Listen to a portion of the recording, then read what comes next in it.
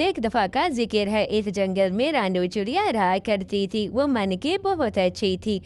वो सारे जंगल के पंछियों को बुलाती है कि हम जो है सारे मिलकर जुलकर फसलें उगाते हैं और अपनी फसलों का बहुत ज़्यादा देखभाल किया करेंगे।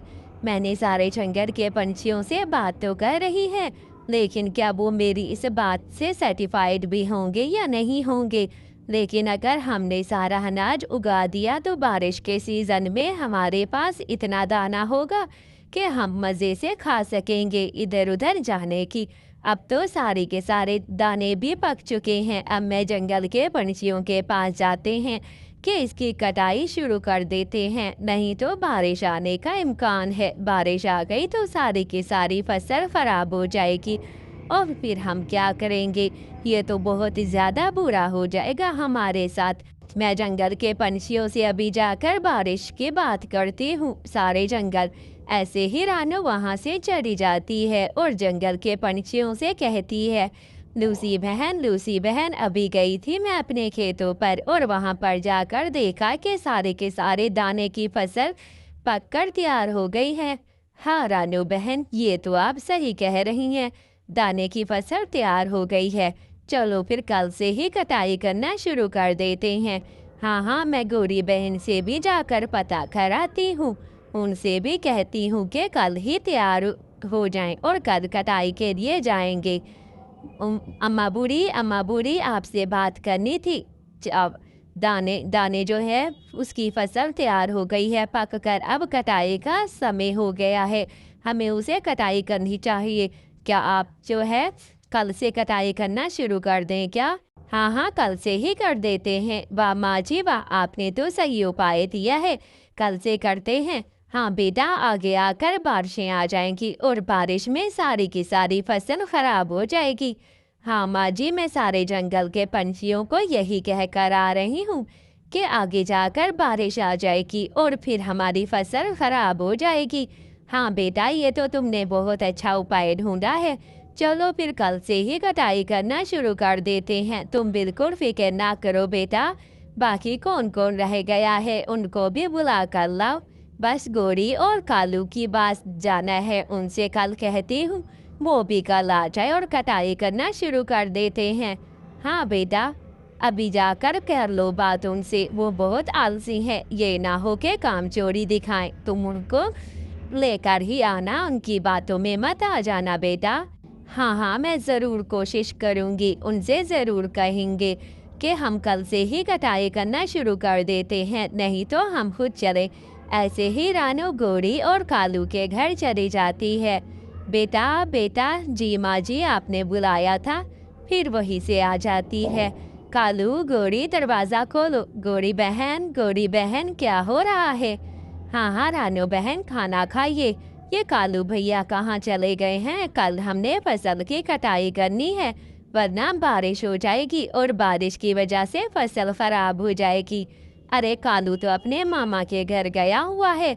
मैं तो कहती हूँ 2 दिन रुक जाओ, कालू आएगा तो फसल की कटाई करना शुरू कर देंगे। नहीं गौरी बहन, अगर कालू का इंतज़ार किया तो बारिश भी आ सकती है। बस कर दो 2 दिन। क्या मेरे कालू के लिए तुम लोग रुक नहीं सकते क्या? रुकना ही पड़ेगा तुम लोगों को 2 दिन के लिए, वरना मैं नहीं काटने जाऊंगी।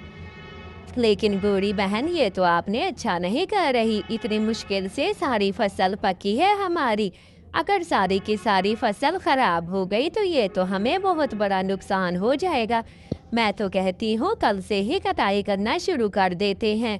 गौरी बिल्कुल बात नहीं सुनती रानू की और कहती है कि नहीं, अभी कोई कटाई बटाई नहीं करनी, जब तक कालू आएगा तब काटेंगे।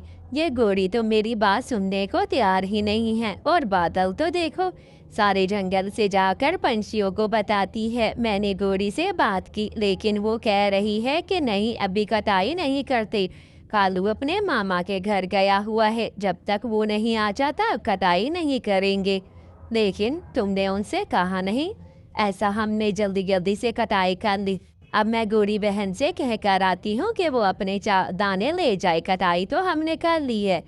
तुम चुप करके चलो, हम अपनी चावल ले लेते हैं, दाने जितने जितने बनते हैं। गौरी ने कटाई नहीं की तो उन्हें कुछ भी नहीं मिलेगा अनाज। हमने सारी मेहनत की है तो हमें ज़्यादा अनाज मिलेगा। हाँ, लेकिन ये बात तो आपकी ठीक है, लेकिन कालू पता नहीं कब तक आएगा। चलो तब तक हम अपनी आधी तो कटाई हो गई है, बाकी तो कुछ और रह गई है। गोरी और कालू की कटाई हमने नहीं की, वो हमने रहने दी है। वो खुद ही आएंगे, जब उनका मन चढ़ेगा कटेंगे और अपने दाने ले लेंगे। अच्छा अच्छा ठीक है, तुम अपने दाने अपने साथ ले जाओ, गोरी और कालू के दाने वही ठहरने दो। ऐसे ही जंगल के पंछी अपनी अपनी फसल काट कर अपने अपने दाने ले जाते हैं। कई दिन गुजर जाते हैं, कालू भी वापस आ जाता है मामे के घर से। अरे कालू, तुम्हारी फसल जमीन में है, जाकर अपनी फसल काट लो। हमने अपनी फसल काट ली और अपने घर ही दाने लेकर चले गए हैं। अरे क्या तुम लोगों ने मेरा आने का इंतजार नहीं किया? बेटा बेटा उठ जाओ, स्कूल जाना है, तुमने तैयार हो जाओ। अरे कालू भैया, अभी तक आपने अपनी फसल नहीं काटी, पूरे 20 दिन हो गए हैं। ये कालू तो अपनी फसल ही नहीं काट रहा, कब काटेगा ये कालू फसल? हमने और भी अनाज लगाना है।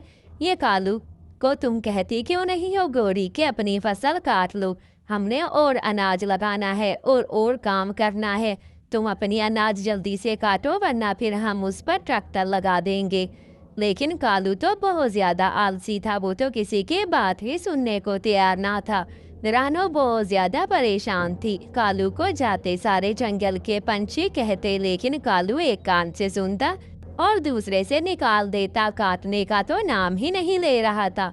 ये कालू तो हमारी बात ही नहीं सुन रहा। कब से हम कह रहे हैं कि फसल काटो काटो, लेकिन ये काटने का नाम नहीं ले रहा।